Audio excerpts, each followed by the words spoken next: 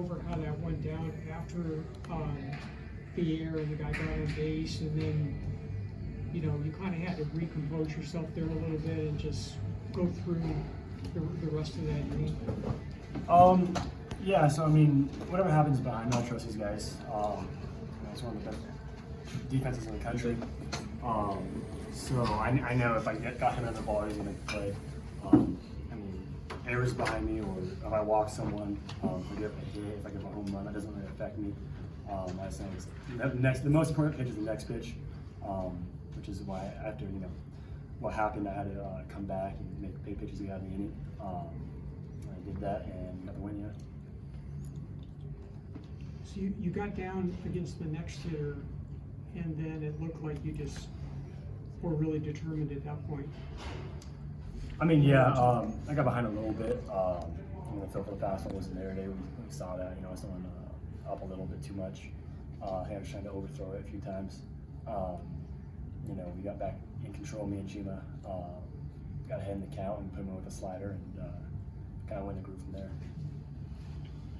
Hunter and Alika, it seems like the theme of the last couple days, maybe more, has been staying calm in your approach at the plate and kind of just letting the at-bat come to you and not pushing for anything. How much would you guys say that has helped you be successful or get hits like you were able to do today, or even like you two? What does that do for you guys? I think it's just come with experience. I think the more games we've been playing, I think the more comfortable we've been. Kind of just like the more pitching we've seen, we just kind of able to settle down, just go pitch by pitch, really. Just the next at bat. Just keeping everything simple, don't do too much. I think it's more of a mental thing than it is a physical. So, yeah. I think it's like knowing who we are too, just doing our jobs. Me and Jump are gonna get on base, and then Torque's gonna hit the bomb. So, I mean, just sticking to that, I think, is the key. What do you guys have to do as hitters and pitchers to be able to kind of rally back from what may or may not have been a bad call at first base when Gage was called out? Does it take an extra edge mentally to kind of get past a moment like that in a game? I mean, I think a little bit, but It happens. Yeah, it happens. It just happens. You can't really let anything bad affect you. You can't just. I kind of felt some more energy too. Skip got tossed. Skip got tossed, fired us all up. So. Oh, yeah. I think the next inning too, you just got to get the momentum back and just keep going with it. Yeah, Does it if help? anything helps. So it does help to see. If anything, it just really gets us going more. Why is that? I think it just it puts a fire under us, saying like, things just, if it isn't going our way, we just got to really step it up now. Cooper, you had 9 strikeouts, but kind of got up in the pitch count early.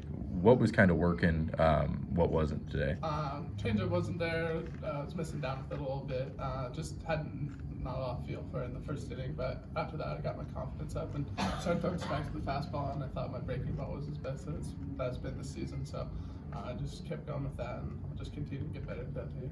Did you kind of anticipate that you would be in a Friday role like 4 weeks into the season? I knew I was going to be one of the starters, but whatever JK wants me to pitch, I'm going to do it. But I'm glad I'm in the situation, and I just want to keep going. But wherever they need me, I'll be there.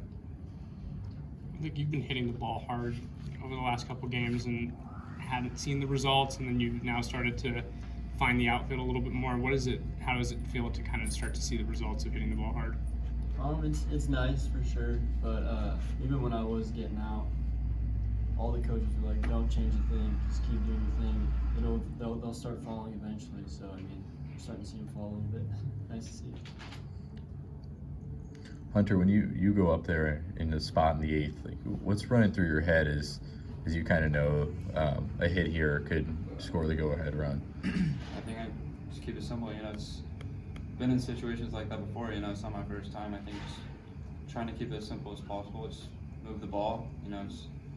Just get the guy in. It's what we do in practice. What we practice every day.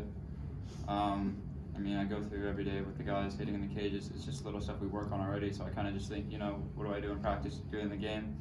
It's not that big of a deal. Just try to keep everything as simple as possible. Get the guy in, and do what I can do. RJ, you and I talked about before the season that you were working on targeting a 4-seam fastball higher in the zone, how you were looking forward to being able to do that and allowing your off-speed stuff to play off of it. How much have you felt like that recommendation of starting to target higher in the zone with a four seam as opposed to a sinker has been helping you? I mean, generally that's helped me a lot. I mean, since at the slider, since at the curveball, I haven't done that many curveballs this year. Because the slider's been a little bit better than that. I'm gonna feel for it. But it's definitely helped me a lot, especially with where the fastball's at. Like I'm at 4 or 10 or into 9, I kind of had to respect the velo on the fastball. So when I can put a slider in for a strike, it's kind of keeps them off balance and really helps me get outs.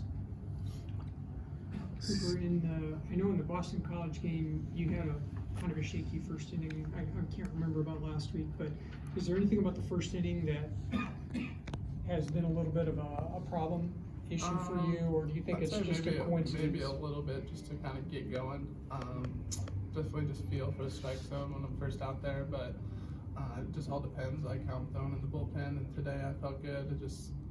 I didn't have that good of a feel for it, but once I get over that little hump where I can locate all my fastball wherever, then I'll be good for the rest of the game. So definitely a little bit, but definitely working on it. Skip was mentioning just kind of what transpired in the 9th of getting guys on, have an error. Like that's a spot where maybe in the last 2 years things go awry and you lose it. Is that kind of a sense of a more mature team of you guys this season of staying composed and getting through that? Yeah, definitely. I mean, like I said before, I don't think anything, whatever happens to us, good or bad, I think we just keep a level head. It's a sign of maturity. I mean, we have a good core group of players. I mean, Alika, the middle infield, Torque and Work. Like, we have a good, junior class. The 2 seniors have been around the block too.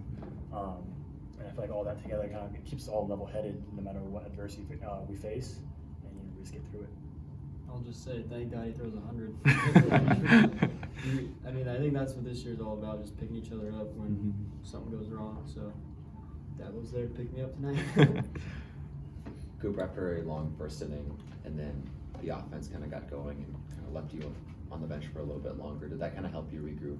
Are we talking things over? Yeah, definitely. I mean, it was nice to get a little break and sit down a little bit and just kind of think about it, and then just pitching with the lead's probably the best feeling ever. You just go out there and throw strikes and let your defense work, and we've got one of the best defenses in the country. So definitely nice just knowing when you throw your pitch, it's going to be an out most of the time. So when they hit it, so it's definitely nice to get a little break from that first inning. Thank you. Thanks, guys.